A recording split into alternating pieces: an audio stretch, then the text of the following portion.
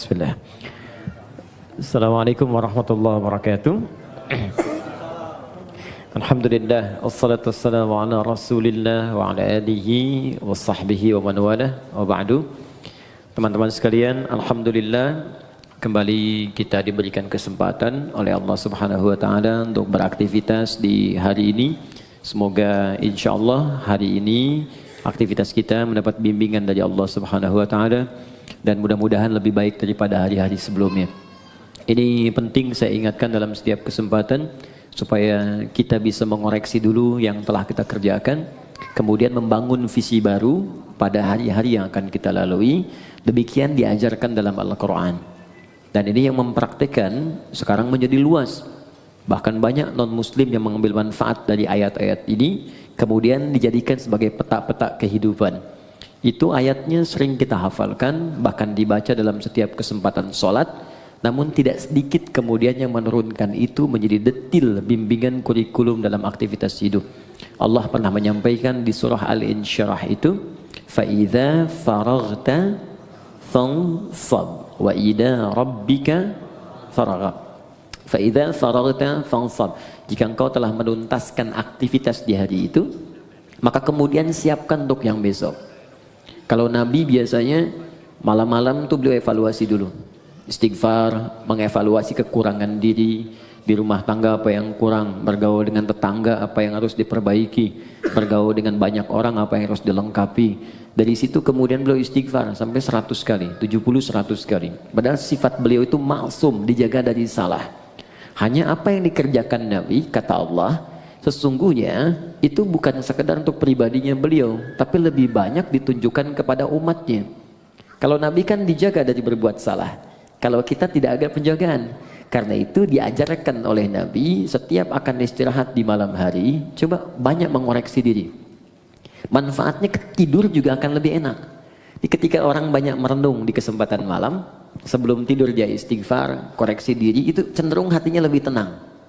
Karena itu ketika dibawa tidur, tidurnya lebih rileks, lebih santai, lebih enak. Beda ketika orang masih mengumpulkan persoalan dalam benaknya dan belum melahirkan ketenangan dalam jiwanya.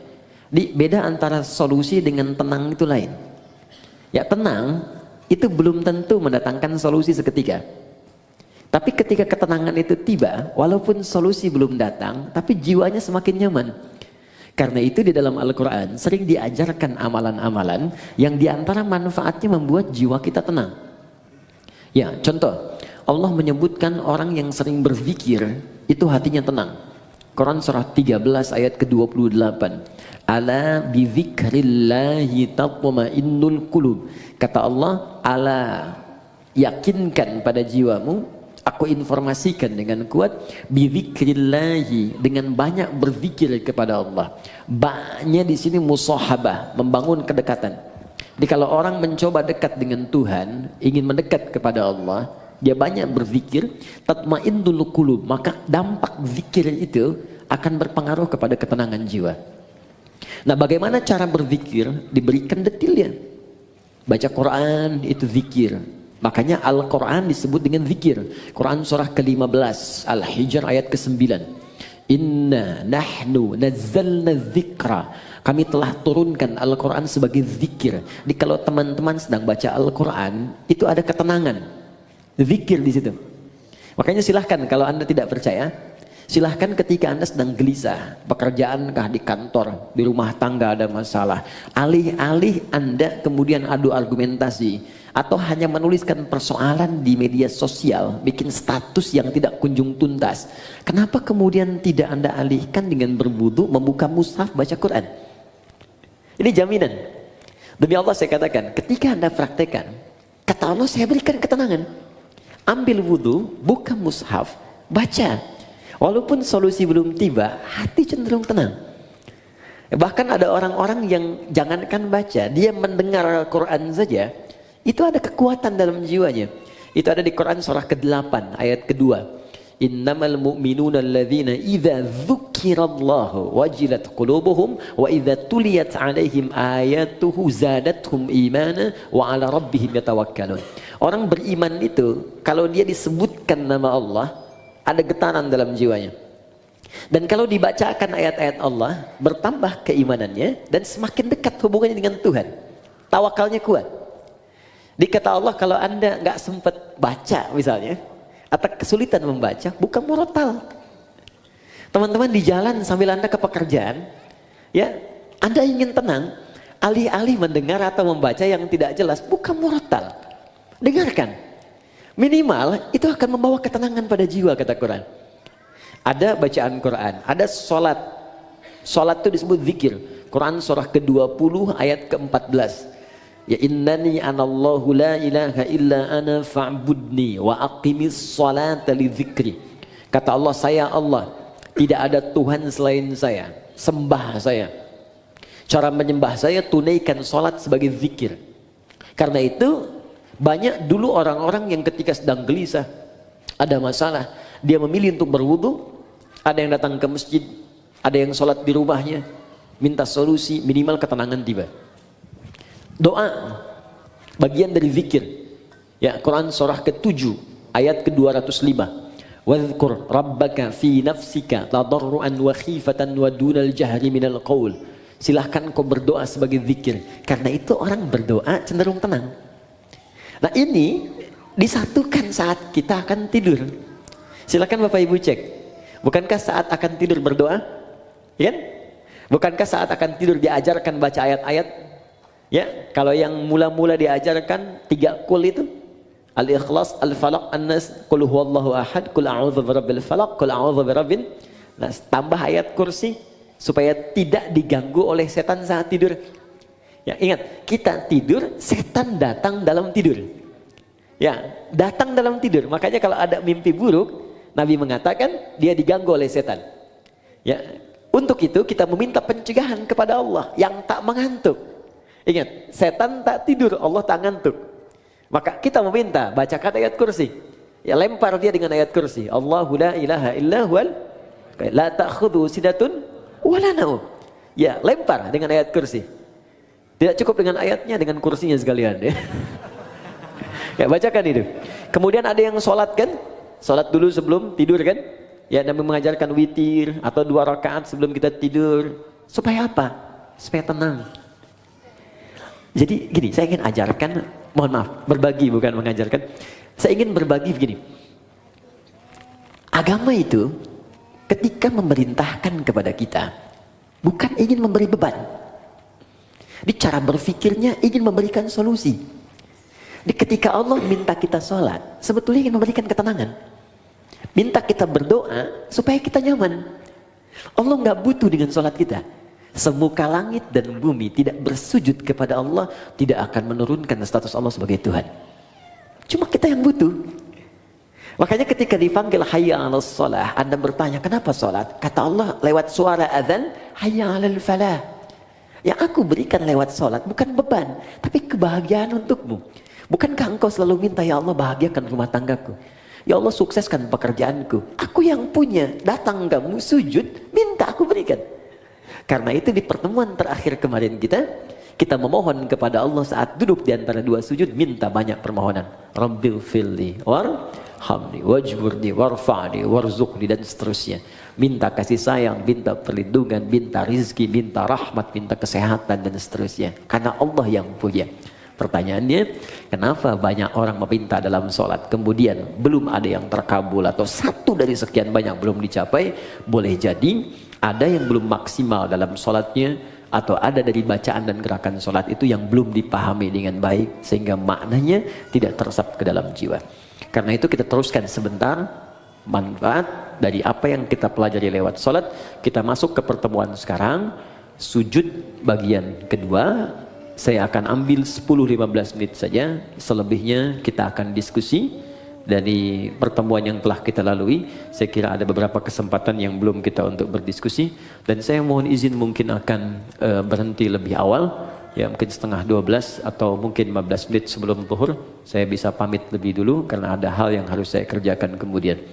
Jadi kita maksimalkan pertemuan ini untuk membahas 10-15 menit bagian sujud yang kedua. Setelah itu kita coba buka diskusi. Anda yang ingin ditanyakan atau sempat terlewatkan dari awal wudu sampai dengan ke bagian sujud itu, pertanyakan kemudian, karena setelah itu kita akan masuk bab bagian ketiga terakhir. Tiga terakhir kita akan bahas tahiyat. Ya, jadi cara tahiyat baik tahiyat pertama ataupun terakhir plus bacaannya. Kemudian yang kedua adalah doa khusus sebelum salam, karena ini menjadi bagian terakhir dari 4 keadaan yang doanya seketika akan dikabulkan oleh Allah kalau benar caranya. Ada saat berdiri, kedua saat rukuk, ketiga saat sujud, dan keempat sesaat sebelum salam.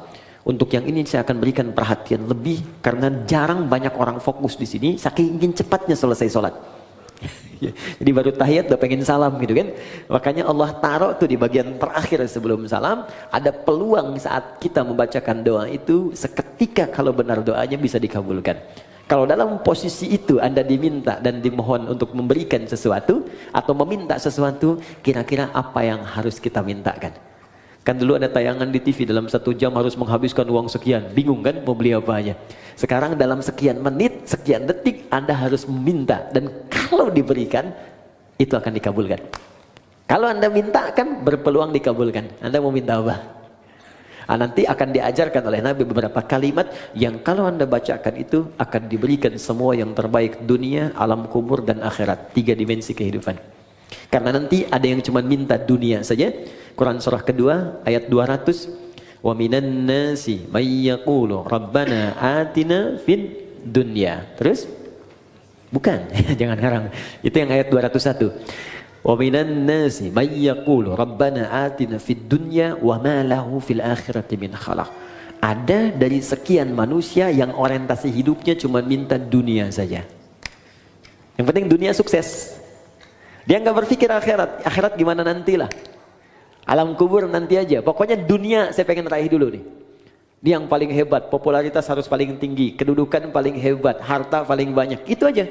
Gak ada yang lain. Tapi ada yang hebat di ayat 201-nya.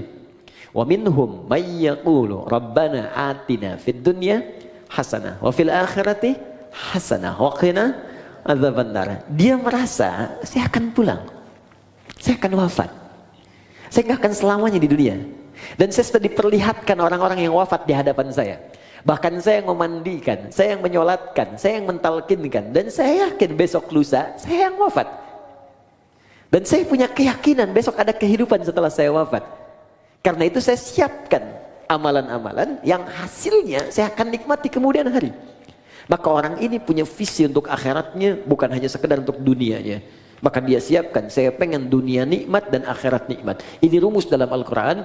Ketika Anda mengejar akhirat, maka dunia akan ikut di belakangnya. Gak akan rugi. Karena akhirat itu, dunia pasti nempel. Tapi kalau Anda ikut dunia, akhirat belum tentu mengikutinya. Contoh begini, zakat itu kan akhirat kan? Zakat akhirat ya, bukan dunia. Awas. Tapi bagaimana Anda bisa berzakat kalau nggak ada dunianya? Oke, Anda mau zakat 25 juta. Zakat itu kan 2,5%. Berarti Anda harus punya berapa? 1 miliar kan? 1 miliar untuk berzakat 25 juta. Karena itu orang-orang dulu mengejar kekayaan itu bukan untuk nyari dunia, tapi supaya bisa zakat.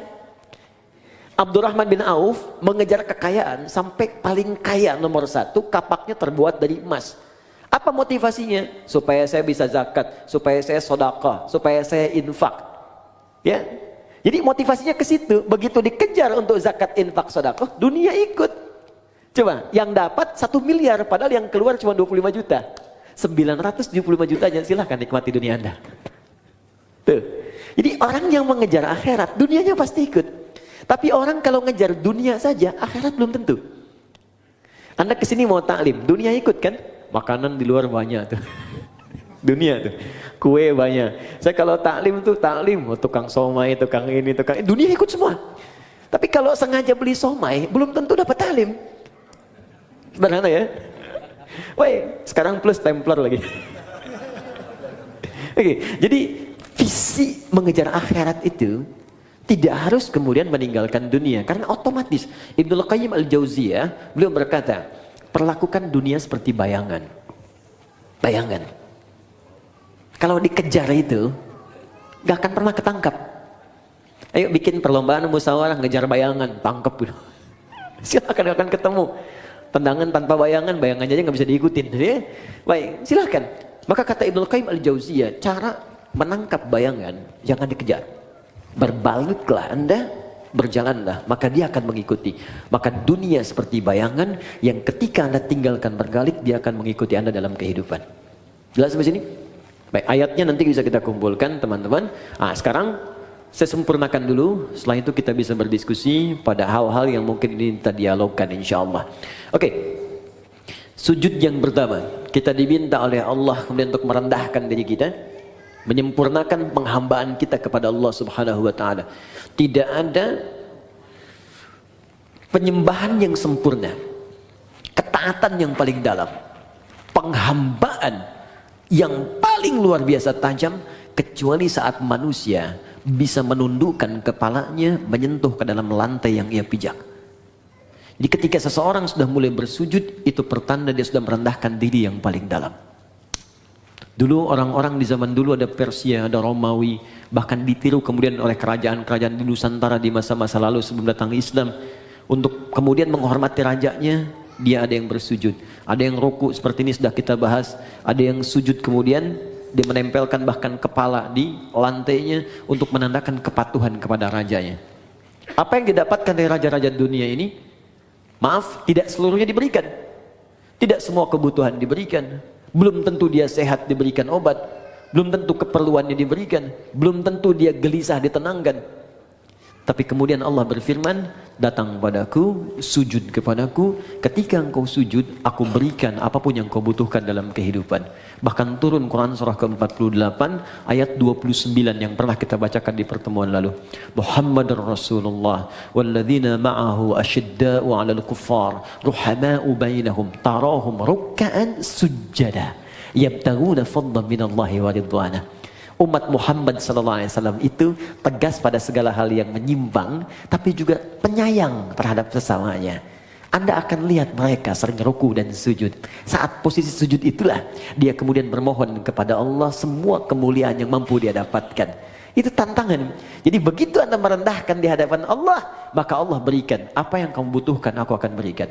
Maka keluarlah hadis Nabi SAW. Perhatikan baik-baik kalimat Nabinya yang disampaikan dari Ibnu Abbas. An Ibnu Abbas radhiyallahu taala anhuma.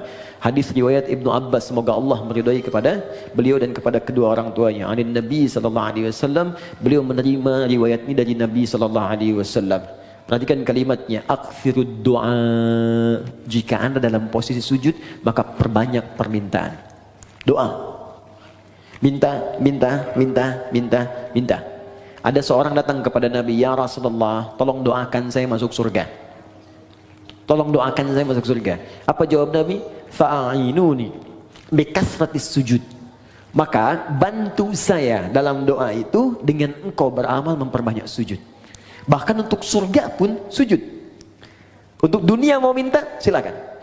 Karena itulah di kesimpulan terakhir, orang yang sujudnya benar, ketika dia sujud menghambakan dirinya, dia katakan subhana rabbiyal a'la. Maha suci Allah yang paling tinggi di antara semua yang pernah dapati dalam kehidupan. Wa bihamdi, aku memujinya. Subhanakallahumma bihamdika Allahumma ighfirli. Aku minta ampun ya Allah kalau selama ini aku salah dalam penghormatan, salah dalam penghambaan. Ampuni saya ya Allah. Maka bangkit dia, didudukkan oleh Allah. Kata Allah, silahkan mau minta apa, aku berikan apapun yang kamu butuhkan. Maka Nabi ajarkanlah duduk di antara dua sujud untuk meminta kepada Allah beberapa permintaan yang kita butuhkan. Rabbi firli, warhamni, wajburni, warfa'ni, warzukni. Dari sekian yang kita bahas di pertemuan yang lalu, ada 7-8 permintaan. Silahkan minta. Makanya minta dengan hati, jangan cuma di lisan. Ketika Anda mengatakan Rabbi firli, ingat punya dosa apa. Awas, jangan hambar. Kalau cuma hambar, cuma di lisan. Kalau cuma minta di lisan, itu sudah banyak yang mengerjakan. Ada orang Arab Baduy dulu begitu. Dan dikoreksi oleh Al-Quran. Buka Quran surah ke-49, ayat ke-14. Oke, Quran surah ke-49, Al-Hujurat. Ya. Ayat ke-14. Ya. Jadi ada orang yang sering berucap di lisannya, tapi tidak diikuti dengan hatinya. Jadi nggak ada kekhusyuan, nggak ada kenikmatan dalam jiwanya, nggak meresap permintaannya.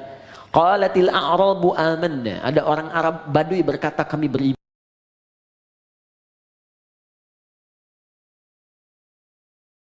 Pas mau nanti ngafani, beli kain kafan. Kalau enggak saya yang belikan sendiri. Ya pokoknya semua beli. Kain kafannya nyata. Terus siap-siap yang mau jadi volunteer dari sekarang ya disiapkan. Nah, siapkan ya, nanti kita siapkan cara ngafanin bagaimana. Kemudian nanti baru terakhir setelah itu menyolatkan. Ya, terus nanti kita berikan tambahan cara mengangkat sampai masuk ke liang lahat seperti apa. Ya. Terakhir. Untuk hari ini, nanti saya cukupkan di sini, setelah itu kita dialog. Ya. Dalam sujud yang kedua, kita sujud, fikihnya, kalau bicara fikih bukan hikmah, maka dikerjakan mutlak seperti Nabi menunjukkan. Ya, sallu kama ra'aitumuni usalli, salatlah kalian seperti melihat aku salat. Jadi fikihnya, setelah kita duduk di antara dua sujud, sujud kembali. Posisinya seperti yang pertama, menempel 7 plus dengan tambahan hidung. Ya, 1 kening, kemudian 2 telapak tangan, 2 tambah 1 3, kemudian 2 lutut, 3 tambah 2 5, kemudian jemari di 2 kaki, tambah 2 7 plus dengan hidung. Ya, kalau kita benar sujudnya, maka otomatis hidung kita pun akan menempel. Ini kalau tempat sujudnya bersih. Seperti di sini karpet sejadah. Tapi kalau Anda sedang keluar, ya, di pantai, naik ke gunung, diduga misalnya kurang bersih, maka tidak mutlak harus menempelkan hidung, diangkat boleh. Jelas ya? Saya sudah contohkan, jadi tidak perlu kemudian saya contohkan kembali, dan saya sudah bikin PowerPoint. Jadi pertemuan berikutnya nanti saya tunjukkan PowerPoint dari awal takbir sampai dengan selesai salam. Baik, sudah ada, nanti saya kirimkan ya, insyaallah. Kemudian teman-teman fokus, setelah sujud seperti biasa, tempelkan dulu. Mohon maaf sekali, boleh bantu saya? 1 orang aja. Siapa aja boleh. Mas Andrian, mohon izin. Di sini, karena kita ada kamera tersambung, sini aja.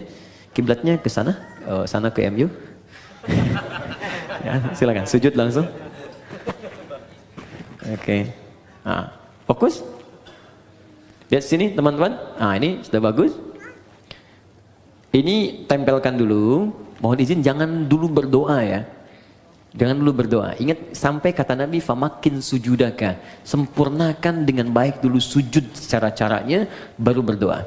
Kening, ini sudah ya di sini. Jangan sampai terhalang. Ingat pakai peci itu untuk menutup rambut. Jadi kalau kira-kira rambutnya pendek atau tidak ada rambut sama sekali, tak pakai peci pun gak ada masalah. Jelas ya? Baik. Kemudian ini di telapak tangan 2. Ini agak dibuka, ya. Sudah cukup baik, agak dibuka. Yang penting nggak ke sini ya, cukup di sini. Agak dibuka sehingga tidak dirapatkan ke sini. Ini hati-hati, ada yang dilarang oleh Nabi, jangan kau tempelkan ini siku di sini sehingga menutup diafragma. Di saat sedang sujud kan darah dipacuk kencang dari jantung ke otak. Begitu kita tempelkan di diafragma itu bisa terhambat, bisa meninggal orang kalau terlalu lama. Dibuka, ilustrasinya kata Nabi sampai anak kambing bisa lewat. Ingat anak kambing itu kan zaman Nabi orangnya besar-besar. Ya, jadi wajar lewat, itu cuma ilustrasi bahasa kiasan. Maksudnya ada ruang di sini, bukan Anda ukur. Mama sini, sholat yang benar. Anak kambing mana? Anak kambing. Tidak ya. Ini 2 lutut sini.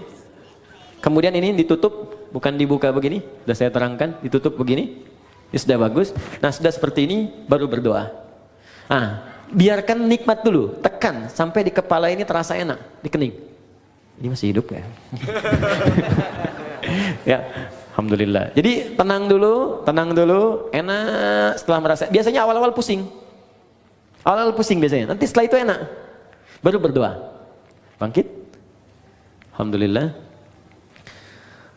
Nah, sudah duduk di antara 2 sujud, kan? Kemudian sujud kembali seperti tadi yang pertama. Baik, ini yang kita lakukan serupa. Jadi fikihnya tidak ada yang berubah. Sujud kedua sama seperti sujud yang pertama secara fikih. Bacaannya pun tidak berubah. Sama.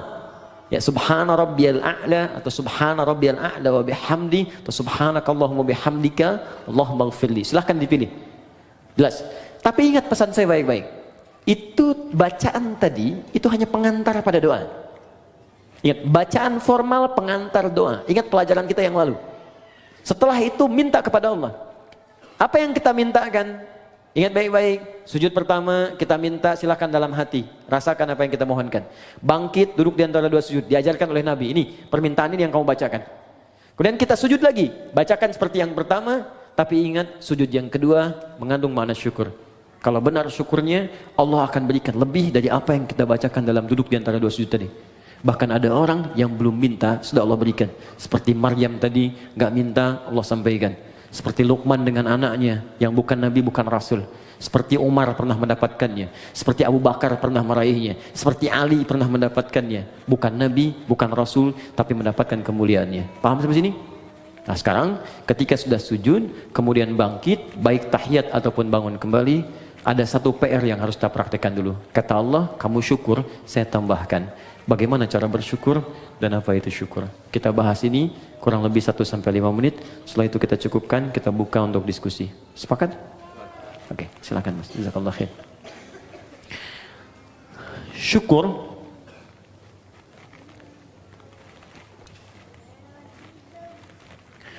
artinya usaha untuk mengungkapkan, upaya untuk mengungkapkan rasa terima kasih,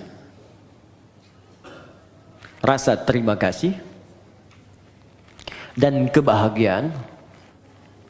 Upaya untuk mengungkapkan rasa terima kasih dan kebahagiaan atas nikmat yang diperoleh, upaya untuk mengungkapkan rasa terima kasih atau kebahagiaan atas nikmat yang diperoleh. Perhatikan bagian ini rahasianya. Perhatikan bagian ini. Dengan cara menggunakan nikmat itu sesuai dengan ketentuan yang Allah tetapkan. Dengan cara menggunakan nikmat itu sesuai dengan ketentuan yang telah Allah tetapkan. Awas, bagian terakhir ini sangat penting. Ini yang paling penting. Contoh. Ya, masih ingat teman-teman? Dalam duduk di antara dua sujud apa yang kita ucapkan pertama kali? Rabbil firli. Ya Allah, ampuni aku. Orang yang sudah diampuni oleh Allah, maka cirinya organ tubuhnya akan dijaga oleh Allah dari perbuatan maksiat. Lalu kita bersyukur. Sujud, ya Allah terima kasih. Engkau ampuni dosaku.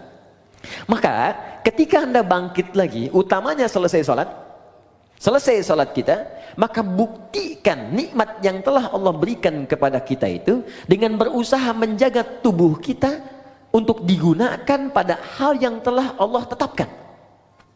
Contoh, kata Allah, mata itu hanya boleh melihat yang ini, yang baik-baik, yang tak baik palingkan. Turun Quran surah ke-24 ayat 30 untuk laki-laki, 31 untuk perempuan. Qul lil mu'minina yaghuddu min absarihim. Katakan pada pria-pria yang punya iman. Masih ingat tadi di awal? Iman bersanding dengan salat. Alladzina yu'minuna bil ghaibi wa yuqimunas shalah. Iman bersanding dengan salat. Katakan pada pria-pria yang punya iman. Katakan pada pria-pria yang telah salat. Ayat 31-nya wa qul lil mu'minat. Katakan pada perempuan-perempuan yang punya iman. Katakan pada perempuan-perempuan yang telah salat, yaghuddu min absarihim, yaghuddna min absarihinna. Pandangannya, matanya gunakan untuk melihat yang baik saja. Jika yang ditatap itu tak baik, maka palingkan. Disebut dengan ghaddul basar. Maka jika Anda ingin mensyukuri nikmat ampunan Allah, maka gunakanlah kemudian tubuh kita untuk digunakan pada semua ketentuan yang telah Allah tetapkan. Mata, apa ketentuan mata? Telinga, apa ketentuan telinga? Lisan, apa ketentuan lisan? Sampai ke ujung kaki. Jelas? Di ketika Anda ingin mendapatkan ampunan Allah, kata Allah, saya ampuni. Baik, buktikan, jaga ampunan itu. Di bukan Allah sudah bersihkan, Anda pakai maksiat lagi. Habis sholat, bicarain orang lagi. Yang dibicarakan kadang-kadang imamnya juga. Sialan tuh imam. Harusnya makmum dia benar. Baca kepanjangan. Maghrib baca Yasin. Bisa. Baru salam gitu kan. Tayyib. Banyaknya di tarawih kan. Waladdallin amin. Yasin. Malam pertama lagi. Allahu Akbar. Saya pernah tuh, itu baru hari pertama saya jadi santri, begitu masuk pesantren di Garut, imamnya pas angkatan terakhir, di kelas paling akhir, kelas 6. Dia baca, madnya paling tinggi, paling panjang, yang 6 harokat. Bismillahirrahmanirrahim. 6 harokat.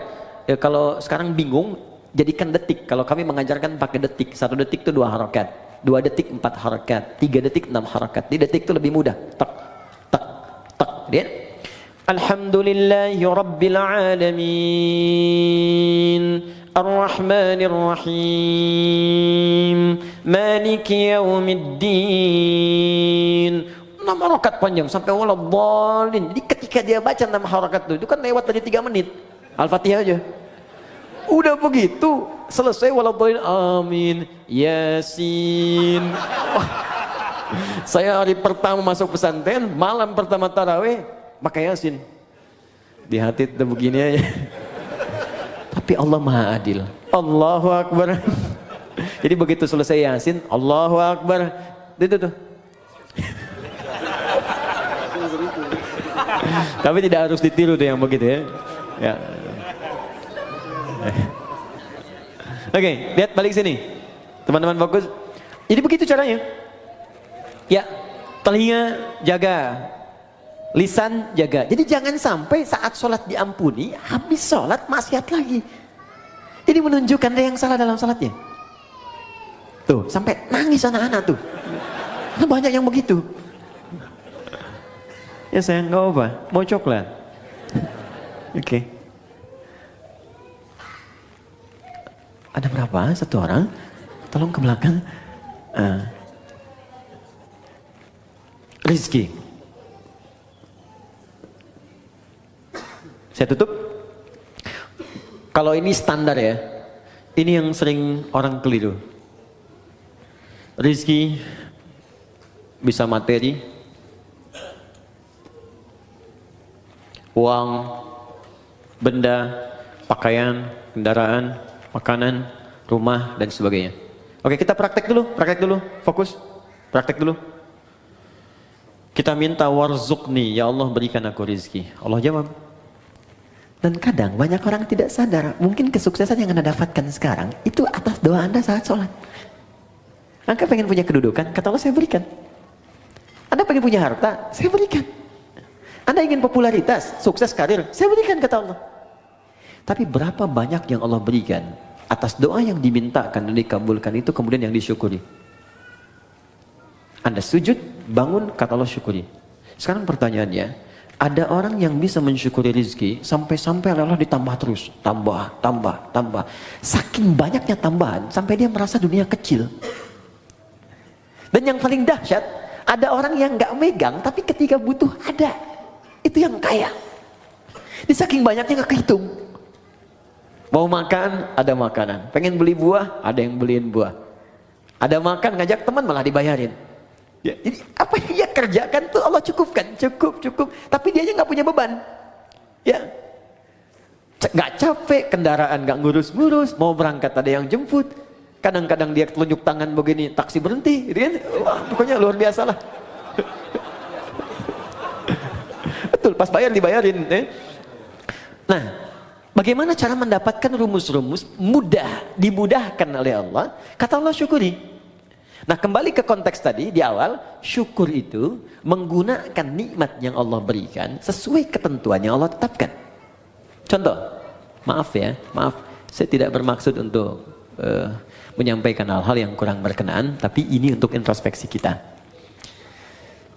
Allah katakan, cari pakaian untuk menutupi aurat. Anda minta, ya Allah warzuqni, berikan saya rezeki. Kata Allah, ini saya kasih. Oke. Dari pemberian itu Anda berikan pakaian. Kata Allah, bentuk syukur dari pakaian itu engkau gunakan untuk menutupi aurat. 1. Berapa banyak kemudian dari hamba yang Allah berikan rezeki itu justru membeli pakaian yang membuka auratnya.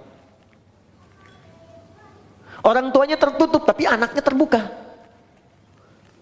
Jadi kalau dari kecil Anda tanamkan kepada anak, diberikan pakaian yang membuka auratnya, bagaimana saat dewasanya?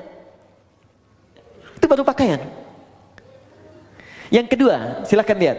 Kata Allah, gunakan pakaian itu untuk engkau gunakan menampil dengan sempurna saat ibadah. Menghadap kepadaku dengan pakaian yang indah. Turun Quran surah ke-7 ayat 31. Ya bani Adam khudhu zinatakum inda kulli masjid. Hei anak cucu Adam, jika ada panggilan dari masjid maka kenakan pakaian terbaikmu. Saya mau tanya, panggilan apa yang muncul dari masjid? Salat. Allahu Akbar, Allahu Akbar. Makanya orang khusyuk itu di pertemuan yang lalu masih ingat? Ketika dia akan menghadap Allah, dia kenakan pakaian terbaiknya. Allah yang panggil.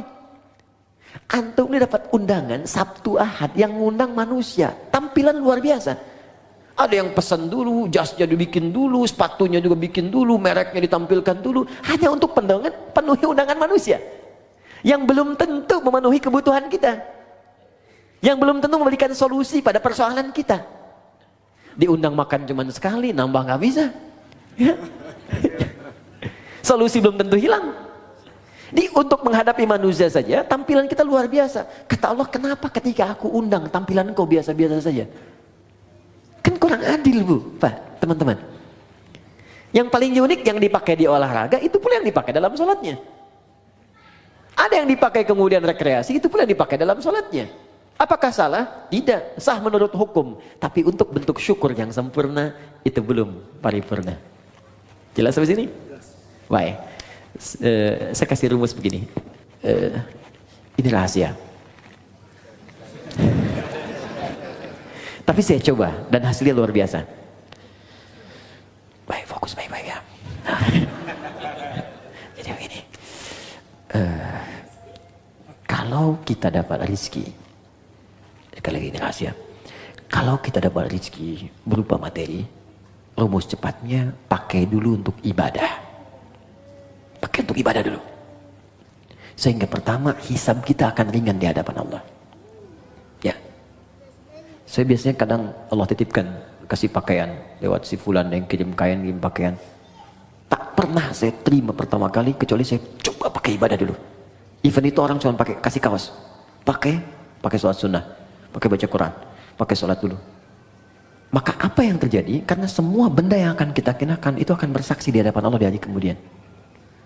Ya, termasuk anggota tubuh. Al-yawma nakhtimu ala afwahim wa tukallimuna aydihim wa tashhadu arjuluhum. Jadi mulut dikunci, tangan kaki bersaksi, termasuk benda-benda yang kita puja kita kenakan. Di surah Az-Zalzalah, idza zulzilatil ardu wa akhrajal ardu wa qala al-insanu yauma idzin tuhadditsu akhbaraha. Pada saat kiamat itu terjadi, akan ada hisab dan semua benda yang kita pijak, yang kita kenakan akan bersaksi di hadapan Allah. Bayangkan, teman-teman, ketika baju itu tiba-tiba berkata kepada Allah, ya Allah, saya bersaksi, saya pernah dikenakan oleh si fulan ini untuk sholat kepadamu. Ya Allah, saya bersaksi dan dikenakan oleh si fulan ini, ya Allah, bangun tahajud mengenakan aku. Allahu Akbar. Ya fulan, ketika aku berikan kepadamu nikmat berupa pakaian, apa yang kamu kerjakan? Ya Allah, saya bersaksi, pertama kali saya gunakan untuk memenuhi panggilanmu ke masjid. Maka sepatu itu berkata, benar ya Allah, Anda gunakan. Buka pintu, rumah Anda, masuk ke ruangan kamar Anda, buka kemudian lemari pakaian Anda, coba lihat setiap helai pakaian Anda, berapa banyak yang sudah digunakan untuk ibadah. Jangan-jangan ada di antara pakaian itu yang hanya dipakai untuk digunakan maksiat saja selama hidup. Maka saran saya, cepat tutupi dengan ibadah sebelum dia bersaksi di hadapan Allah dan memberatkan timbangan Anda pada keburukan. Anda sudah minta motor, sepeda aja belum bisa membawa Anda ke masjid. Ya Allah, aku pengen motor. Kamu ini gimana? Minta motor, beban kamu akan berat. Sepeda aja belum mampu mengantarkan kau ke masjid.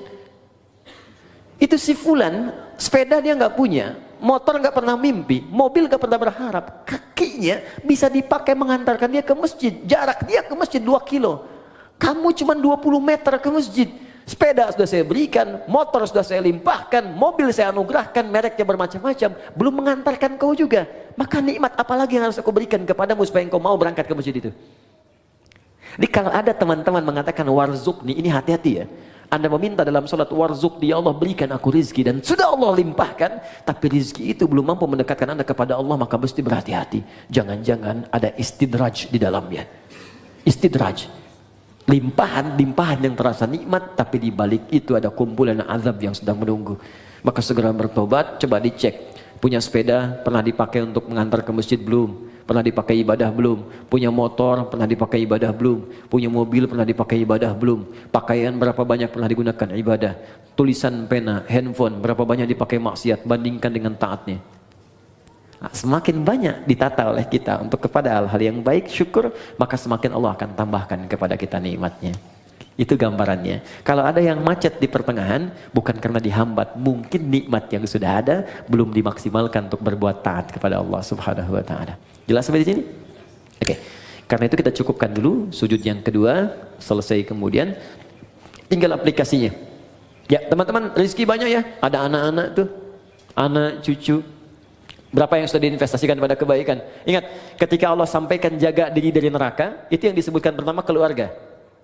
Fokus, qu anfusakum wa ahlikum nara. Jaga diri dan keluargamu dari neraka. Diri keluarga, anak, pasangan, orang tua, ayah, suami, istri, selalu itu yang disebutkan. Itulah rezeki. Ya, saya cukupkan sampai di sini.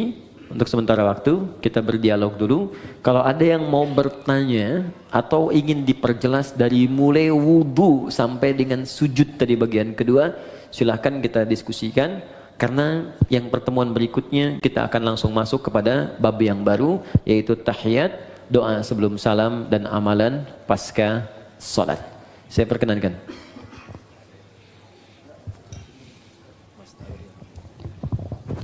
Ya, bismillahirrahmanirrahim, jazakallahu khair, Ustadz Adi Hidayat. Baik teman-teman, masih ada waktu kurang lebih sekitar 30-an menit. Kita gunakan semaksimal mungkin untuk tanya jawab. Mungkin yang pertama saya persilakan kepada saudara yang di sini. Ya, yang di sini dulu ya, sebentar ya. Nanti kalau ada yang sekiranya punya permasalahan pribadi, kurang nyaman untuk angkat tangan, boleh untuk lampirkan dalam secari kertas, nanti dibacakan. Silakan Ustaz. Assalamualaikum.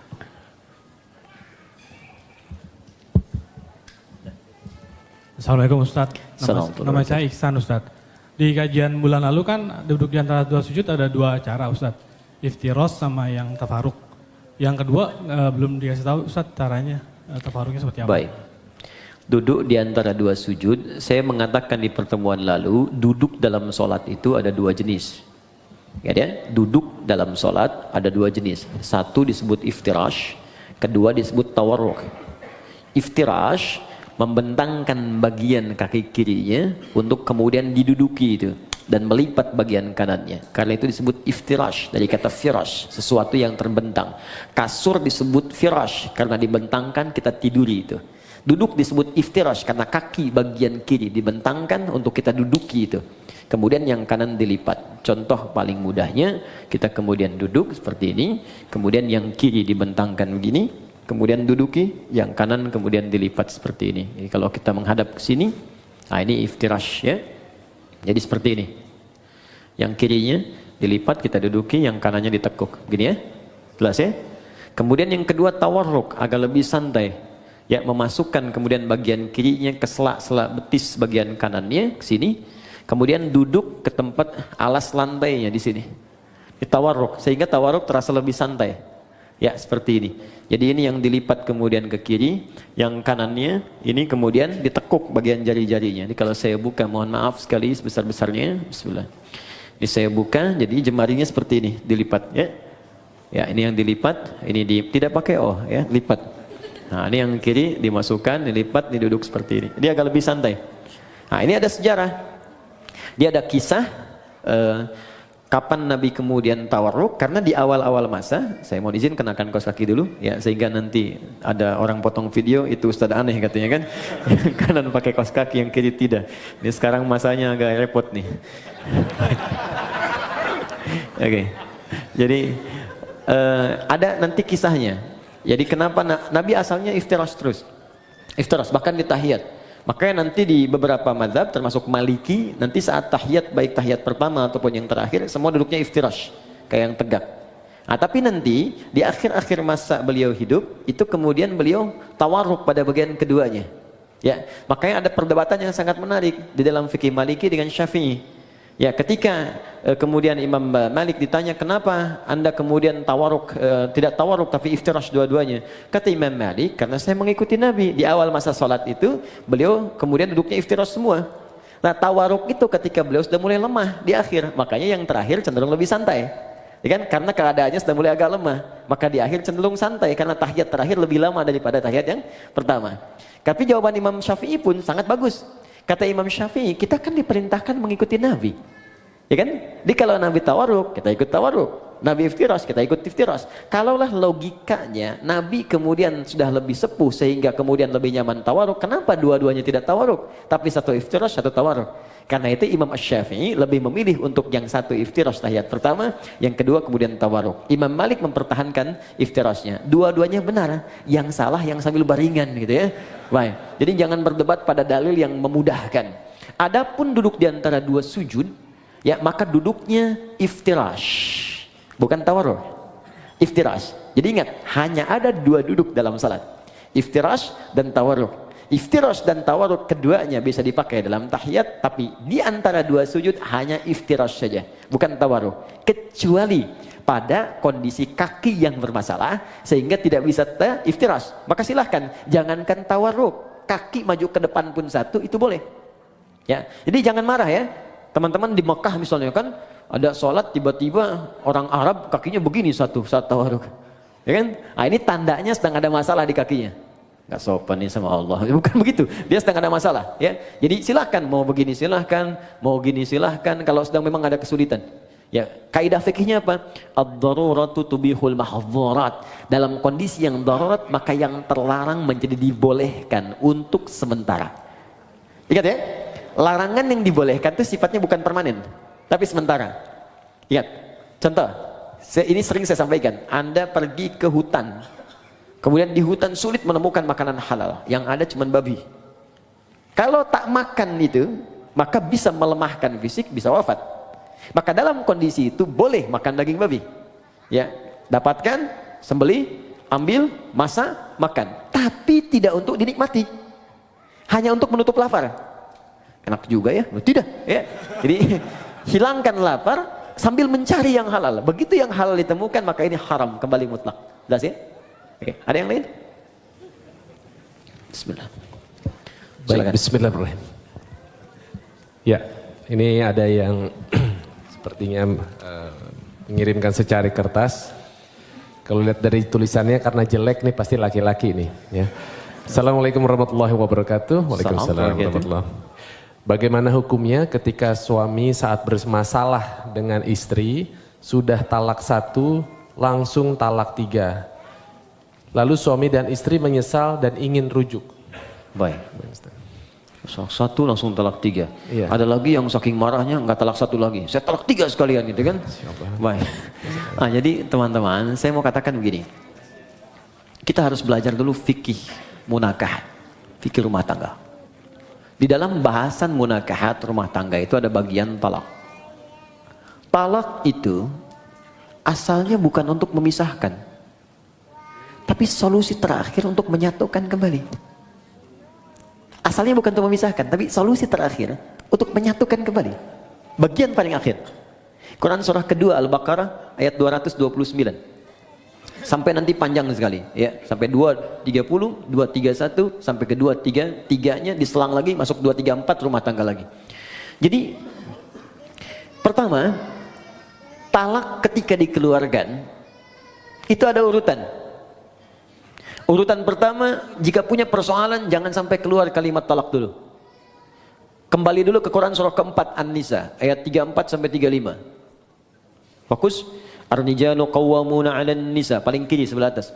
Ar-rijalu qawwamuna 'alan nisa bima faddalallahu ba'dahum 'ala ba'din wa bima anfaqu min amwalihim fas-salihatu qanitatun hafizatun lil ghaibi bima hafizallah wallati takhafuna nushuzahunna. Perhatikan. Laki-laki pemimpin di rumah tangganya bagi istrinya. Hati-hati karena Allah berikan bekal kepadanya untuk memimpin. Di antaranya bekal mencari nafkah, bekal melindungi, bekal menyayangi, ada di situ. Jangan tertukar. Sedangkan istri yang salihah, kata Allah cirinya 2, yang paling pokok. 1, menaati Allah dengan menaati suaminya ketika dia meminta pada yang baik. 2, menjaga nama baik keluarga terlebih suami, khususnya ketika tidak sedang bersamanya. Maka jika terjadi hal, awas hati-hati, yang bisa berpotensi memecah belah kehidupan rumah tangga, menyebabkan perselisihan, maka saya berikan urutan-urutan kepada Allah. Satu, fa'idhuhunna, komunikasikan dengan baik. Di situ diartikan nasihati. Sebetulnya wa'adha itu bukan sekedar memberikan nasihat, tapi cara komunikasi yang baik. Karena nasihat pun kalau disampaikan dengan cara komunikasi yang tidak baik, jadi keterimanya akan beda. Kamu ini akan nggak bisa mengerti. Itu kan sebenarnya mudah sekali. Ya, memang gampang disampaikan, cuma nyakitin gitu. Ya, jadi kalaupun Anda ingin memberikan nasihat, kata Allah, saling menasihati, maka lakukan dengan komunikasi yang baik, yang bagus di situ.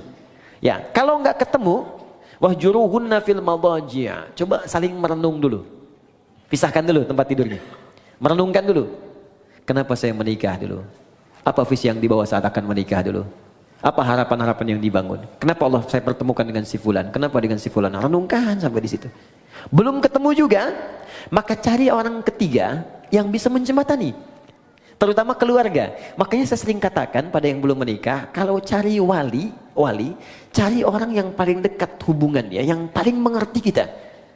Makanya kenapa harus ayah? Karena nanti dari 3 tanggung jawab ayah, itu 2 diberikan pada suami yang telah akad selesai, yang 1 tetap jadi tanggung jawab orang tua, khususnya ayah. Yang 2 itu apa? 1 pemberian nafkah. Di begitu saya terima nikahnya, ya si fulana binti fulan sekian dibayar tunai, itu kewajiban memberi nafkah pindah kepada suaminya. Kedua, pemberian kasih sayang dan perhatian, perawatan. Ya, perawatan yang merawat, kemudian menyayangi. Makanya nanti ada ayat-ayat, jangan sakiti pasanganmu, bapaknya tak pernah melukainya, ibunya tak pernah membentaknya, ayahnya tak pernah memukulnya. Masa kamu yang dipercaya bukan pada laki-laki lain kemudian harus menyakitinya? Turun Quran surah keempat ayat 19. Bahkan kalimat iman dilekatkan di situ. Kalau kamu ada persoalan jangan cepat marah, kata Allah. Boleh jadi di balik masalah itu saya kirimkan hikmah yang besar supaya kamu belajar lebih baik. Kemudian yang ketiga, untuk memberikan perhatian. Perhatian. Nah ini yang ketiga orang tua masih punya. Makanya nanti ketika ada persoalan di rumah tangga, itu yang jadi wali terlibat memperhatikan. Dan boleh jadikan untuk konsultasi, tanya. Aku ada persoalan, begini masalahnya, boleh tanya. Ya, karena itu bahasa Qur'annya, perhatikan. Fa in khiftum shiqaqa bainihima fab'athu hakaman min ahli wa hakaman min ahliya. Jika Anda khawatir rumah tangga sulit dipertahankan, kemudian berat persoalannya, nggak bisa diselesaikan sendiri, maka cari orang bijak di antara keluarga untuk menengahi. Bicara, ngobrol. Kalau nggak ketemu juga, maka jalan yang paling tinggi terakhirnya adalah talak itu keluar. Ya, tapi talak yang paling menarik, wal mutallaqatu yatarabbasna bi anfusihinna thalathata quru. Kata Allah, perempuan-perempuan yang ditalak itu, juga laki-laki yang menalaknya, setelah talak dikeluarkan itu hendaklah dia menunggu 3 kali masa suci. Ketika saat suci dia ditalak, tunggu 3 kali. Tunggu itu bukan nunggu pisah. Banyak orang salah paham di sini. Bukan nungguin pisah. Kapan 3 kali suci datang? Kapan datang? Bukan. Tapi itu bagian terakhir. Ini di 3 kali ini masih ada nggak rasa cinta? Ada perhatian. Apalagi lihat anak. Ada nggak untuk mengoreksi diri? Jangan-jangan kesalahannya bukan pada pasangan, pada pribadinya. Ada nggak kemampuan untuk melihat itu? Dilihat. Makanya yang pertama ini disebut raj'i. Raj'i itu ruju'. Ruju' itu kembali. Talak ini dijadikan solusi oleh Allah untuk mengembalikan. Mungkin dalam 3 kali masa suci ini masih berpikir untuk bisa kembali. Ini jangan diputuskan selesai, bukan begitu. Makanya 3 kali nih. 1 kali suci, tunggu. 2 kali suci, merenung lagi. Mungkin mau tapi ada syarat. Istri menuliskan syaratnya kepada suami. Kalau mau kembali begini. Suami juga begini. Dudukan, ngobrol dengan keluarga. Kalau ketemu, kadang-kadang di pertengahan ada yang sudah kangen lagi, ada yang ingat lagi. Tiba-tiba malamnya sama-sama lagi. Padahal belum 3 kali suci, sekali suci udah bareng-bareng lagi. Maka itu nggak perlu akad lagi, sudah otomatis nyambung lagi. Jadi sekali, 2 kali, kalau 3 kali kemudian tidak keluar itu, ya tidak keluar iswahnya, tidak ada nyambungnya, maka jatuhlah talak 1 di situ.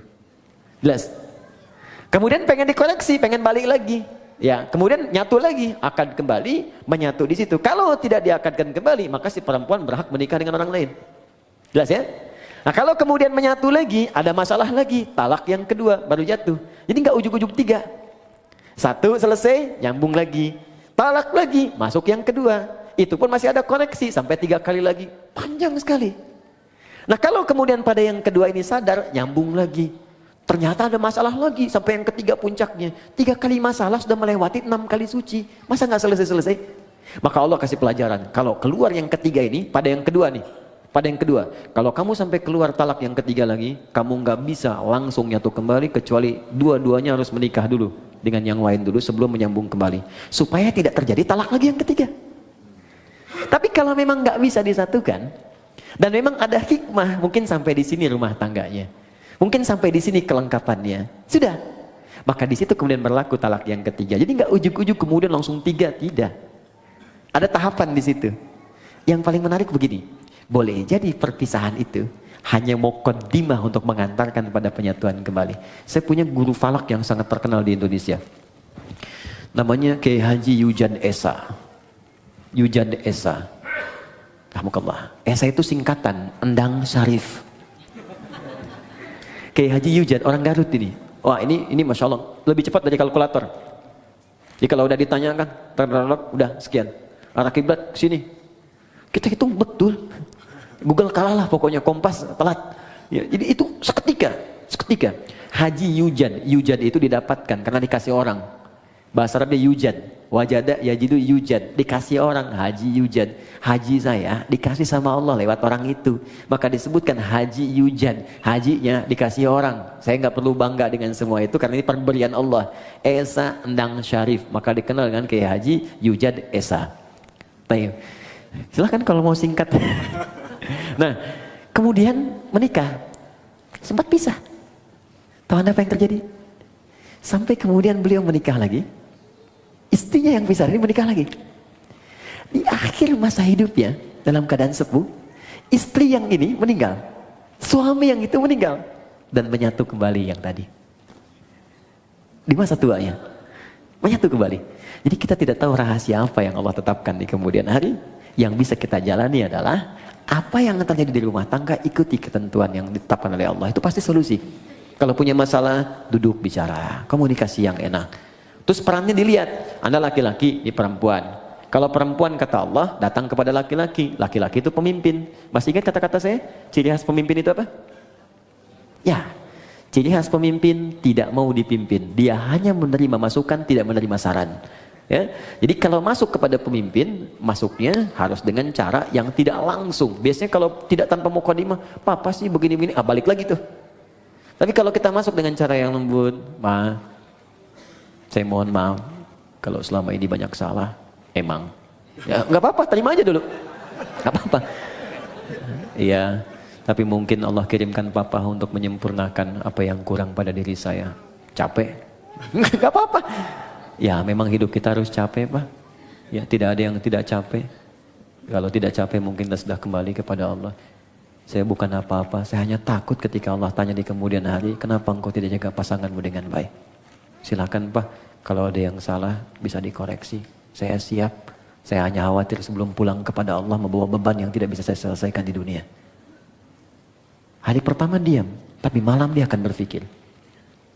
Tengah malam mungkin menangis. Besok-besok tiba-tiba datang kepada Anda. Ternyata saya yang punya salah mah. Tuh kan, bener kan saya bilang kemarin.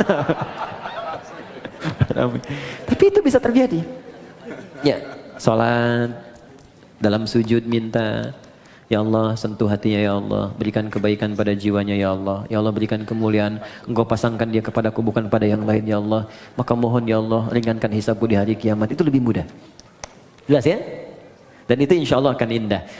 Bu, ada satu ya teman-teman akhwat. Ini kisah nyata di masa lalu. Ini mungkin awet untuk rumah tangga.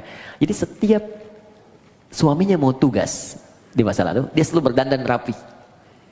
Rapi dandan. Terus diantar sampai ke depan pintunya. Sampai dilihat bayangannya hilang. Ya, dia cium tangannya, suami cium kemudian keningnya, dia berangkat. Sampai katakan, dan selalu dibisikkan di telinganya. Pak, sayang, kami mendoakanmu, insya Allah sukses pekerjaan. Tolong jangan cari yang haram. Karena kami satu detik pun tidak akan kuat di neraka. Kami sanggup menahan lapar seharian, tapi tak akan sanggup bisa berada di neraka walau sedetik. Dibisikkan di telinganya, jalan. Setiap pulang, dandan lagi yang rapi. Udah dandan, udah rapi, dan menariknya bawa sapu. Sapu. Bukan mau nyapu. Begitu suami datang, cium tangannya, duduk, makanan disiapkan lagi. Masya Allah, kalau bahasa kita, ayah sudah pulang, semoga Allah berikan segala kebaikan, kemuliaan, menghilangkan rasa penat. Aku mohon maaf, hanya ini yang terbaik yang aku bisa berikan. Kalau ada yang kurang-kurang kau marah, kau pukul pun silahkan, aku rela, diberikan sapunya. Dan tidak pernah dalam hidupnya terjadi pertengkaran yang luar biasa. Masya Allah. Bisa seperti itu? Suami mau berangkat, kan? Siapkan, dandan, kirimin SMS, kan? Sayang, insya Allah lancar ya hari ini aktivitas. Yakinkan pada dirimu aku bersamamu dalam suka dan duka. Wah. Dijawab sama suami, kamu kenapa sehat?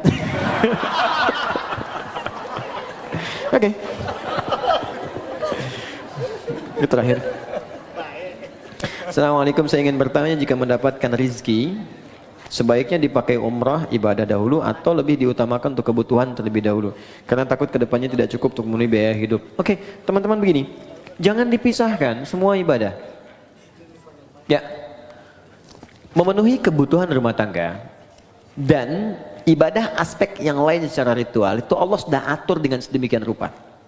Contoh, Anda bekerja, dapat rezeki berupa harta benda tertentu dengan jumlah tertentu. Apa yang pertama kali harus dilakukan dengan harta ini? Turun Quran surah keempat ayat 34. Paling kiri sebelah atas. Infakkan lu untuk keluarga. Jadi pertama keluarga. Jelas? Ar-rijalu qawwamuna 'alan nisa bima faddalallahu ba'dahum 'ala ba'din wa bima anfaqu min amwalihim. Jadi Anda cek nih kebutuhan keluarga itu berapa? Dalam sebulan cek berapa. Dapat 80 juta, kebutuhan 40 juta dari keluarga. Masih ada lebih kan? Makanya kelebihan ini sudah Allah ukur. Allah tetapkan nisab namanya. Jadi ada nisab di situ. Setiap ada 85 gram emas dengan nominal sekian, emas itu akan terus naik kan? Sesuai dengan masanya. Masa Nabi mungkin kurang dari 1 juta, naik lagi. Sekarang 1 gram udah 700.000. Ya kan? Baik, jadi ini kurang lebih sudah 60 juta ke atas. Maka ketika Anda mendapatkan ini, kata Allah, ini pun silahkan keluarkan zakatnya dulu. Baru keluar zakat. Zakat pun keluar setelah melewati batas ini. Ya, 85 pas ke atas, keluar zakat. Bahkan ada pendapat di ulama pun, jika zakat ini pun, awas hati-hati, bisa berpengaruh terhadap kebutuhan keluarga yang memang dibutuhkan nilainya segitu, maka ini belum dikeluarkan. Ada pendapat demikian. Jadi ketika kebutuhan keluarga 75 juta misalnya, dibutuhkan betul. Ya, mohon maaf. Kemudian dapatnya 60 juta. Ini sudah masuk kategori nisab. Hanya nisab ini pun keluar zakat itu ditunda setahun. Kalau bertahan lebihnya ada, kan? Baru kemudian keluar. Ya, ada yang menyebutkan haul di sini. Karena itu, jika kemudian ini masih belum mencukupi, maka ini tidak keluar. Tutupi dulu ini. Di Anda bayangkan, zakat saja yang sifatnya wajib keluar ketika nisab muncul, itu bisa ditunda atau tidak keluar ketika kebutuhan keluarga belum tersalurkan. Kalau sifatnya betul-betul mendesak. Tapi kalau sifatnya asumsi, nih kebutuhan kita misalnya 60 juta nih dalam sebulan. Saya dapat 75 juta, ya, atau saya dapat 60 juta pas. Tapi masih asumsi, belum jelas ini. Maka rumus cepatnya keluarkan zakat lebih baik. Karena rumusnya ketika Anda keluarkan, Allah berikan 10 kali lipat. 10 kali lipat dari yang dikeluarkan. 10 kali lipat ini jangan dihitung dari uangnya, dari nilainya. Boleh jadi dijaga yang nilai 60 juta ini supaya dia berkurang. Sakit tidak ada. Kebutuhan ini tiba-tiba dibelikan oleh orang lain. Ini yang menjadi gratis. Anak-anak dapat beasiswa. Akhirnya yang 60 juta tinggal 30 juta. Anda masih nyimpan 25 juta. Sudah sampai sini? Oke, nah sekarang kita kembalikan ke umrah. Ustaz, saya dapat rezeki nih. Saya pilih mana, umrah atau saya penuhi kebutuhan keluarga dulu? Kalau memang ada kebutuhan keluarga yang sangat mendesak yang harus dipenuhi, maka ini yang didahulukan. Ini kemudian diakhirkan. Caranya, simpankan untuk tabungan, nabung tapi niatkan betul. Tuliskan tabungannya, cadangannya umrah, jangan diganggu untuk apapun. Misal, saya dapat rezeki 55 juta, kebutuhan keluarga 45 juta. Ini harus saya dahulukan, masih sisa 55 juta.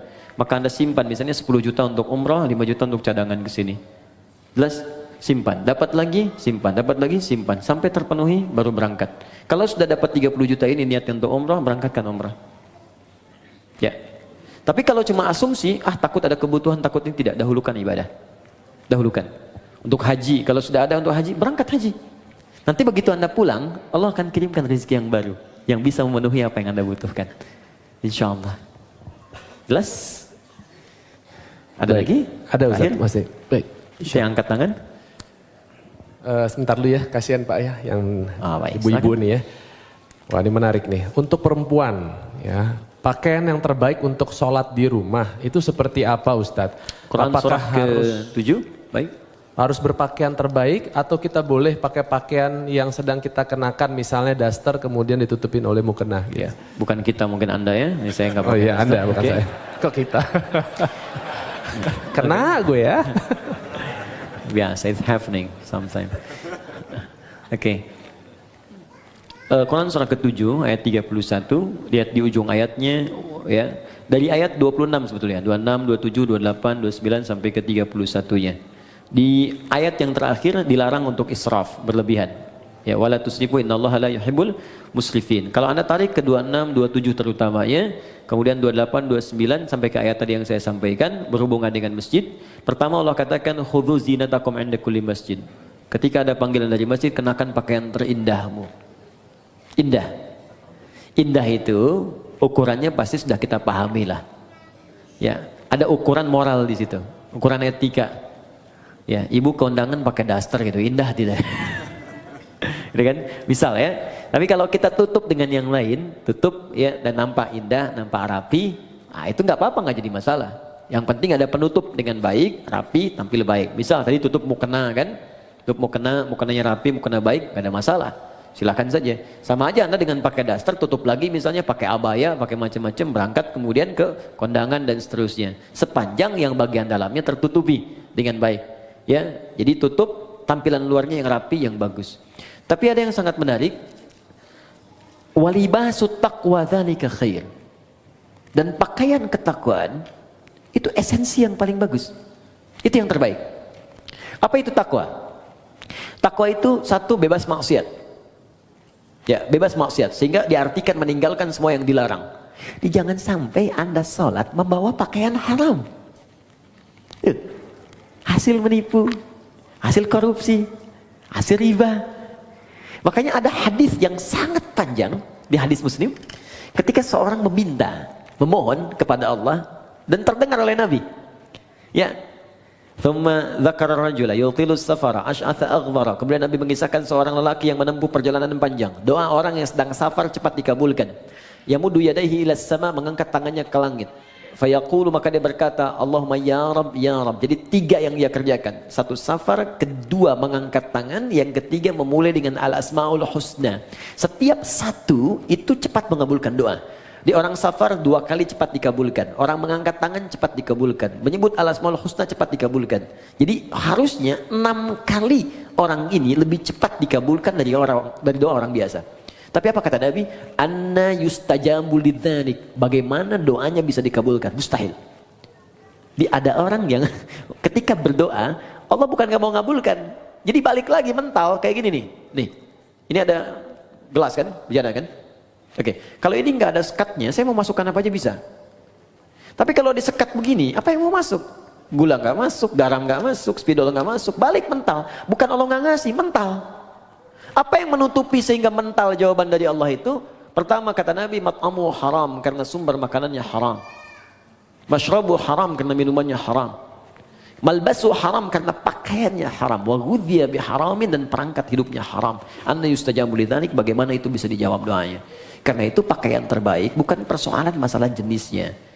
Ya, bukan pada modelnya. Tetap dia menutup aurat dengan baik, tapi pada yang pertama esensinya, apakah halal atau haramnya.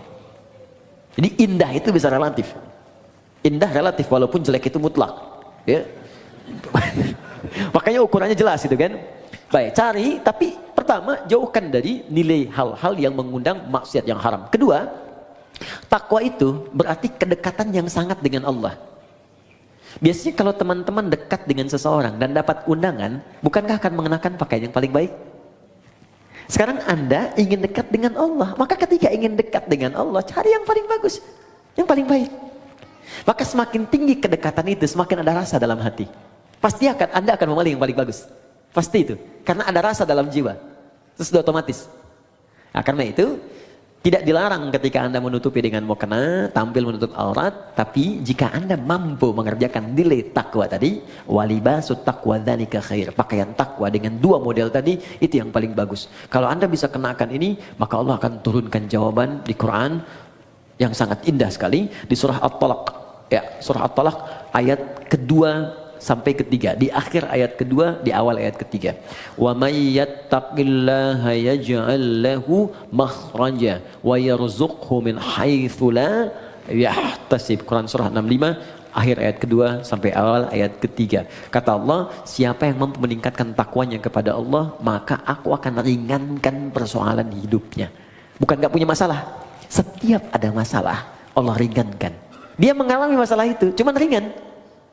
Awas ya, Ustadz pun bukan gak punya masalah. Banyak. Ini masalah antum semua nih, pertanyaan. Ya, tapi ya kasih ringan gitu. Dan tidak harus jadi Ustadz. Dekati Allah, Allah pemilik semua solusi. Dan nanti ketika Anda mengalami persoalan itu, Allah ringankan. Bukan gak dapat masalah, diringankan sehingga ringan tuh. Enak. Oke, saya kira itu. Ya, Allah Ta'ala alam. Bismillah. Cukup? Ya, baik. Ya. Oke, yang angkat tangan tadi ya. Ini penutup ya. Ya, Assalamualaikum warahmatullahi wabarakatuh. Assalamualaikum. Nama saya Bob Andinata. Saya ingin bertanya tentang khusyuk. Khusyuk, oke. Ini salah satu yang sulit ya. Saya pribadi kerjakan dalam sholat. Ya. Kebetulan saya profesinya dokter bedah. Jadi banyak masalah-masalah pasien yang saya pikirkan dan itu terbawa dalam sholat, ya.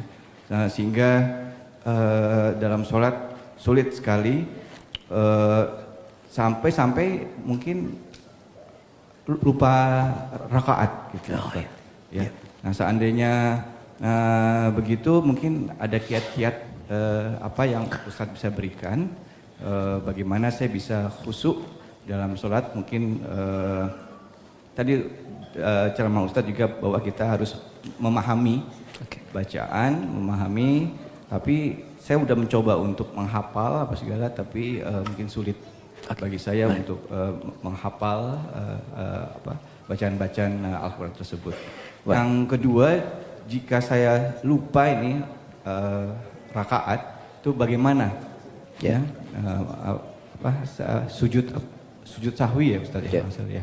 Bagaimana tata caranya seandainya kita lupa tentang rakaat tersebut. Dan yang terakhir mengenai pertanyaan yang terakhir tadi mengenai pakaian yang didapat yang haram, ya itu seandainya saya mendapatkan sesuatu yang haram, apa yang harus saya kerjakan? Apakah saya harus buang pakaian tersebut? Apakah saya harus berikan apa gimana? Begitu. Ya. Terima kasih. Waalaikumsalam warahmatullahi wabarakatuh. Baik, pertanyaan dari Dr. Bob tentang persoalan khusyuk dalam sholat. Memang khusyuk itu masalah yang luas, universal. Tidak tersekat ke dalam profesi dokter bedah saja. Tukang kredit ketika sholat bisa ingat kreditnya. Yang mau arisan bisa ingat tuh, ya ini giliran siapa menangnya. Semua. Karena itu di hadis Nabi menyebutkan umum. Ada dua penyebab orang tidak khusyuk. Pertama, faktor setan. Ada setan khusus menggoda orang sholat. Namanya khanzab. Ada yang menyebut khinzib. Setan itu banyak jenisnya. Nanti mungkin bagus juga kalau kita belajar fikih setan. Ya, supaya tahu cara menghindarinya.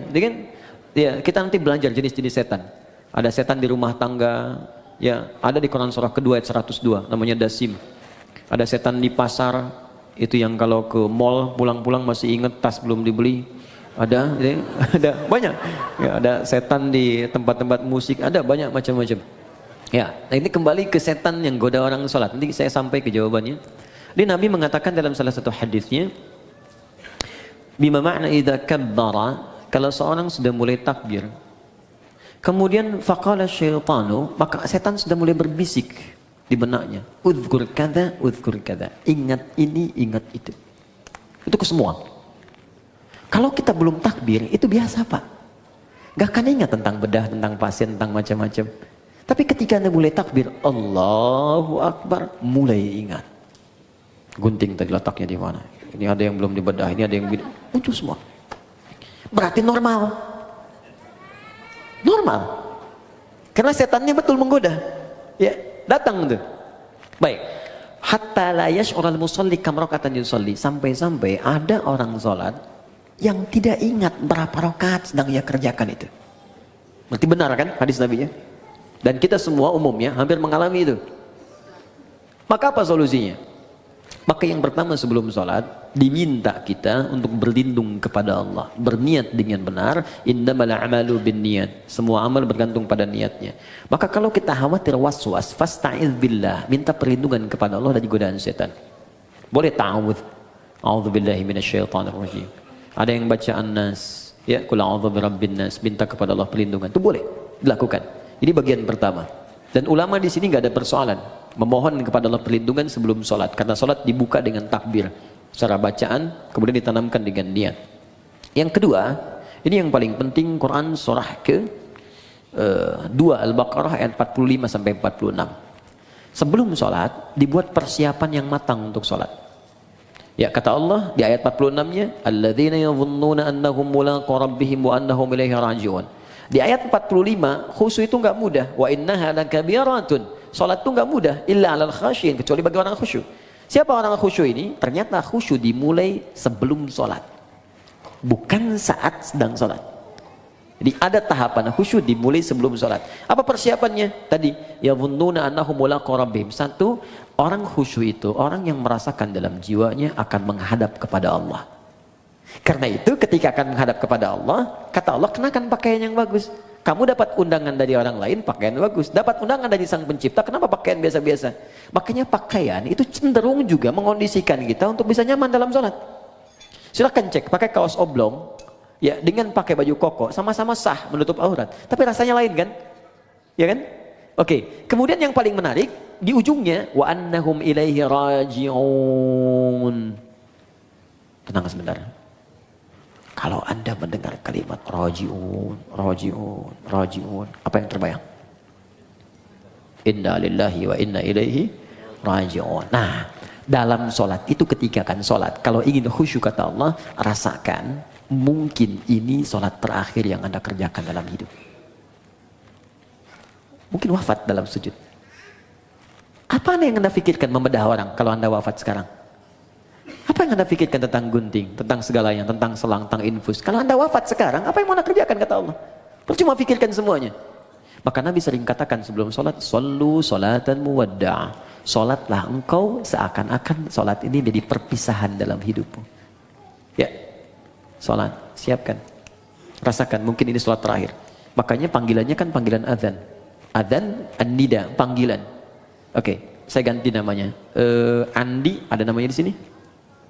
Tidak ada. Baik, kalau tidak ada, oh ada. Baik, kalau ada saya ganti dulu. Asep ada? Ada. Ah, pasti nggak ada. Suneo, nggak ada kan? Ah, pasti nggak ada. Suneo dipanggil Allah. Apa artinya? Kita dipanggil tiap hari. Adi dipanggil Allah, Bob dipanggil Allah, Hasan panggil Allah, Andi panggil Allah. Allahu Akbar, dipanggil kan? Mungkin sholat itu panggilan terakhir dalam hidup kita. Kalau kita sudah merasa itu panggilan terakhir dalam hidup, boleh jadi di situ kita akan mulai merasakan kenikmatan untuk pasrah kepada Allah. Kalau wafat dalam sujud itu. 2. 3. Ada isyarat di Quran surah ke-29 ayat ke-45. Utslu ma uhiya ilaika minal kitab. Sebelum sholat baca dulu, pahami dulu, rasakan dulu semua makna bacaan dan gerakan dalam sholat. Wa aqimis shalah, baru tunaikan sholat dengan sempurna. Jadi ketika kita merasa akan wafat, kita merasakan baca Allahu Akbar, Allah Maha Besar, pikiran menerjemahkan. Hati merasapi Allah, saya mengatakan kau Maha Besar. Tapi dalam hidup saya selalu merasa besar dalam hidup. Pekerjaan saya katakan yang paling besar dalam hidup dan seterusnya. Itu perasaan akan terbawa. Sehingga membantu kita bisa lebih fokus dan nyaman dalam sholat. Jelas sampai di sini?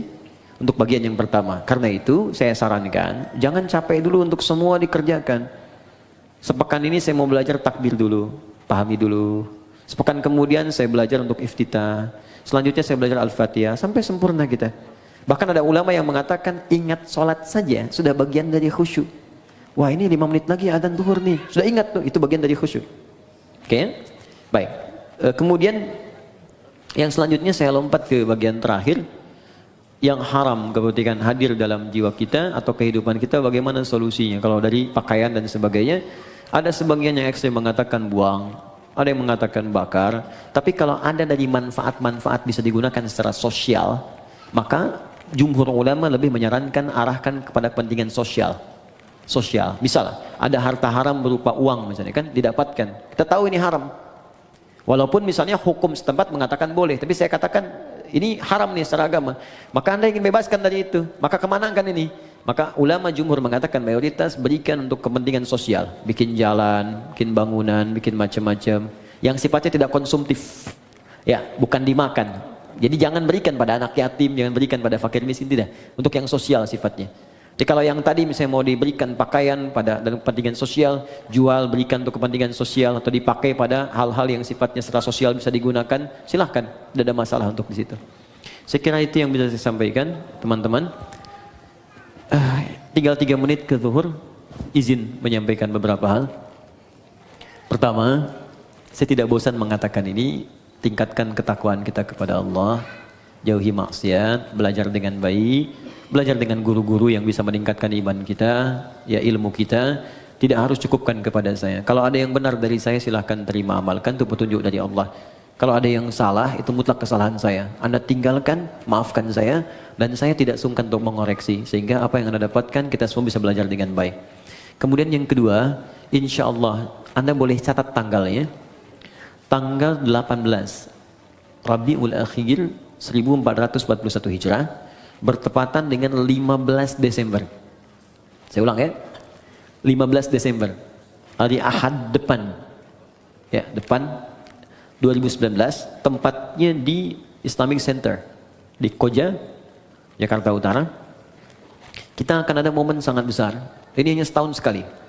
Saya undang teman-teman dan alhamdulillah kalau Anda ada waktu, itu ada acara sehari bersama Al-Qur'an. Di situ akan hadir ahli Quran, kita undang se-Indonesia. Khususnya peserta-peserta karantina yang pernah ikut menghafal Quran 30 juz 30 hari. Nanti di situ ada orang yang hafal Quran 15 hari, 22 hari, 24 hari. Dan kami akan ajarkan di situ cara menghafal Quran di tempat tanpa batas 30 hari 30 juz. Biasanya karantina kita ajarkan metode yang bisa digunakan di rumah, ya di tempat-tempat khusus lain. Kita akan ajarkan di situ. Insya Allah akan hadir juga para ulama-ulama dari luar, dubes-dubes dari negara tetangga juga, negara sahabat, ada tokoh-tokoh yang lain, ahli Quran akan datang. Kemudian, ini yang menarik, nanti ada wisuda untuk para penghafal Quran, yang mereka pun akan memakaikan mahkota kepada kedua orang tuanya.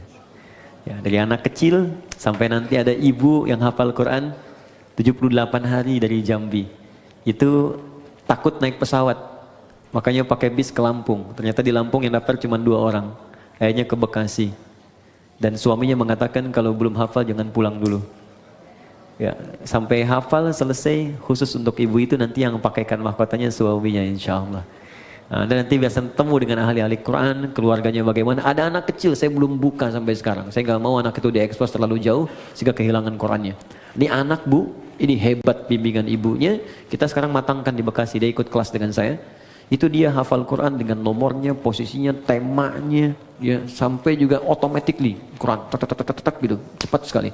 Nanti saya tampilkan, saya kenalkan waktu tanggal 15 Desember nanti, jamnya dari jam 8 pagi sampai menjelang zuhur setengah 12. Jadi untuk sesi ta'limnya yang saya sampaikan jam 8 sampai sekitar jam 9 setengah 10, jam 10-nya masuk nanti sesi untuk ada takrim, wisuda, ada juga nanti ulama-ulama yang lain untuk hadir.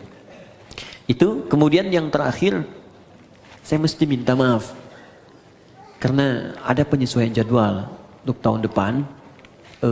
Sekali lagi saya mohon maaf sebesar-besarnya, tahun depan itu ada penyesuaian sehingga kesibukannya agak bertambah. Mungkin ini adalah pertemuan kita yang terakhir di tahun ini. Jadi saya mohon maaf sebesar-besarnya, kita bertemu lagi tahun depan. Ya. Tahun ini, tahun terakhir. Ya, cuma nanti kita sesuaikan. Ini kan terakhir kan, tahun ini. Ya kan? Bulan depan kan tahun baru kan? Baik, jadi nanti insya Allah tahun depan kita dudukan lagi, mudah-mudahan waktunya kita bisa sesuaikan. Saya kira itu saja teman-teman, kita doakan guru-guru kita, saudara-saudari kita, dan semoga semuanya mendapatkan hidayah Allah Subhanahu wa taala. Kita akhiri dengan doa kifaratul majlis. Saya salat zuhur di sini nanti karena waktunya sudah tiba, dan mohon izin langsung pamit. Subhanakallahumma wa bihamdika asyhadu an la ilaha illa anta astaghfiruka wa atubu ilaik. Allahumma taqabbal minna innaka antas samiul alim wa tub alaina innaka antat tawwabur rahim. Rabbana atina fid dunya hasanah fil akhirati hasanah wa qina adzabannar wa akhiru da'wana alhamdulillahi rabbil alamin. Assalamualaikum warahmatullahi wabarakatuh.